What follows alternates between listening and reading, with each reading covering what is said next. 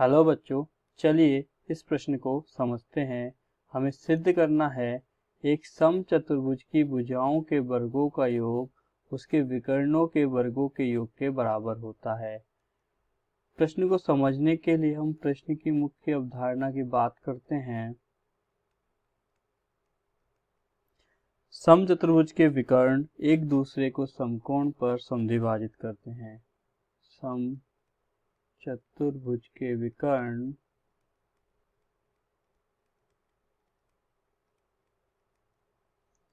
एक दूसरे को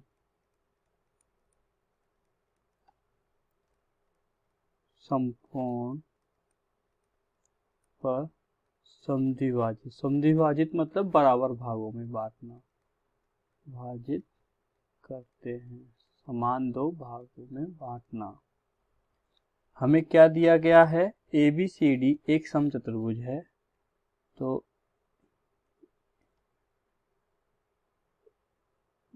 हम एक ABCD समचतुर्भुज बनाते हैं।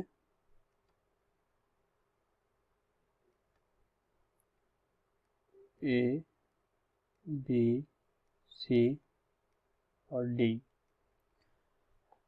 जिसकी भुजाएं हैं AB, BC, CD और AD तथा विकर्ण AC तथा BD एक दूसरे को विकर्ण AC तथा BD एक दूसरे को O पर प्रतिच्छेद करते हैं और समकोण पर प्रतिच्छेद करते हैं।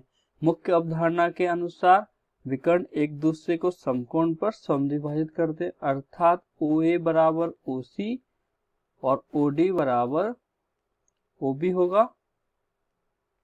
तो हम इसको लिख भी सकते हैं मुख्य अवधारणा से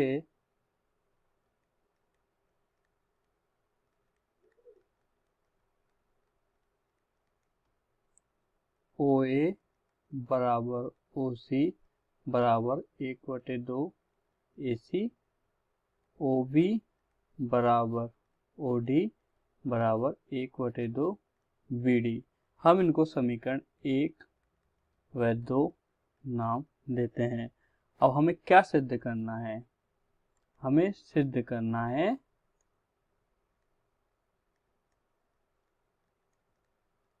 चारों भुजाओं के वर्गों का योग, अर्थात AB का वर्ग प्लस BC का वर्ग प्लस CD का वर्ग प्लस AD का वर्गों का योग विकर्णों के वर्गों के योग के बराबर होगा, अर्थात AC के वर्ग प्लस BD के वर्ग के योग के बराबर होगा। यह हमें सिद्ध करना है।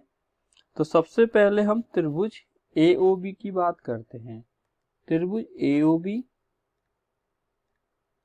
से जिसका कोण O समकोण है, तो त्रिभुज AOB हमारा समकोण त्रिभुज होगा। तो इसमें पाइथागोरस प्रमेय से हम लिख सकते हैं त्रिभुज AOB से हम क्या लिख सकते हैं? AB का वर्ग बराबर OA का वर्ग प्लस OB का वर्ग। ये समीकरण 3 कहाँ से आया? पाइथागोरस प्रमेय से। इसी प्रकार हमारा त्रिभुज OBC, त्रिभुज ODC एवं त्रिभुज OAD भी समकोण त्रिभुज हैं, तो वहां से भी हमें इसी प्रकार प्राप्त हो जाएगा। OBC से BC का वर्ग बराबर OB का वर्ग प्लस OC का वर्ग। त्रिभुज OCD से CD का वर्ग बराबर OC का वर्ग प्लस OD का वर्ग एवं त्रिभुज OAD से क्या प्राप्त हो जाएगा? AD का वर्ग बराबर OA का वर्ग प्लस OD का वर्ग। ये हमारा समीकरण 6 बन जाता है। हम समीकरण 3, 4, 5, 6 को जोड़ दें तो हमें क्या प्राप्त होगा? समीकरण 3, 4, 5 और 6 को जोड़ने पर क्या प्राप्त होगा? देखिए, ए बी का वर्ग प्लस बी सी का वर्ग प्लस सी डी का वर्ग प्लस ए डी का वर्ग बराबर होगा ओ ए का वर्ग प्लस ओ बी का वर्ग प्लस ओ बी का वर्ग प्लस ओ सी का वर्ग प्लस ओ सी का वर्ग प्लस ओ डी का वर्ग प्लस ओ ए का वर्ग प्लस ओ डी का वर्ग। इसको हम लिख देते हैं तो हमें क्या प्राप्त होगा? ए बी का वर्ग प्लस बी सी का वर्ग प्लस सी डी का वर्ग प्लस ए डी का वर्ग बराबर ओ ए का वर्ग प्लस ओ बी का वर्ग ओ बी का वर्ग प्लस ओ सी का वर्ग ओ सी का वर्ग प्लस ओ डी का वर्ग प्लस ओ डी का वर्ग प्लस ओ ए का वर्ग। देखिए, सारी चीजें दो दो बार आ रही है।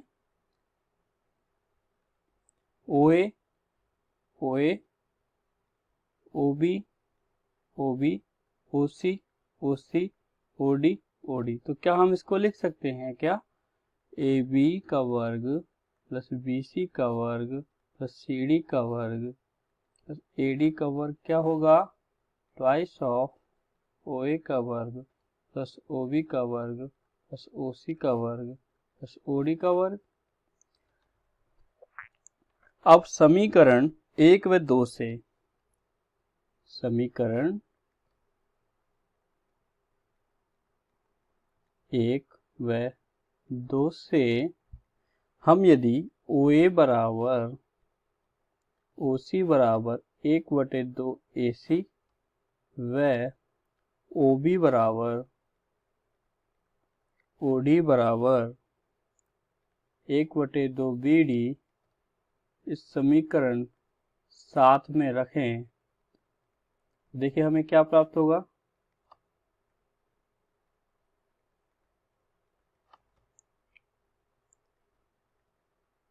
ए बी का वर्ग प्लस बी सी का वर्ग प्लस सी डी का वर्ग प्लस ए डी का वर्ग बराबर हमें प्राप्त होगा।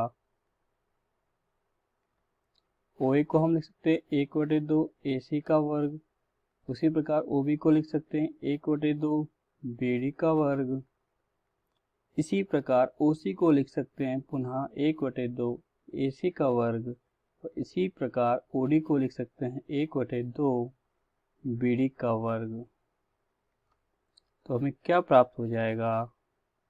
ए सी का वर्ग बटे 4 प्लस बी डी का वर्ग बटे 4 प्लस ए सी का वर्ग बटे 4 प्लस बी डी का वर्ग बटे 4। 4 हम बाहर ले लेते हैं, अंदर आएगा ए सी का वर्ग प्लस ए सी का वर्ग, ट्वाइस ऑफ ए सी का वर्ग और ट्वाइस ऑफ बी डी का वर्ग। 2 से 4 2 बार गया, 2 हम बाहर ले लेंगे,